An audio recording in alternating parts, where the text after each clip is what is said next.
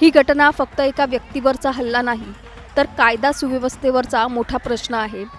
जर लोकप्रतिनिधीच सुरक्षित नसतील, तर सामान्य नागरिकांचं काय?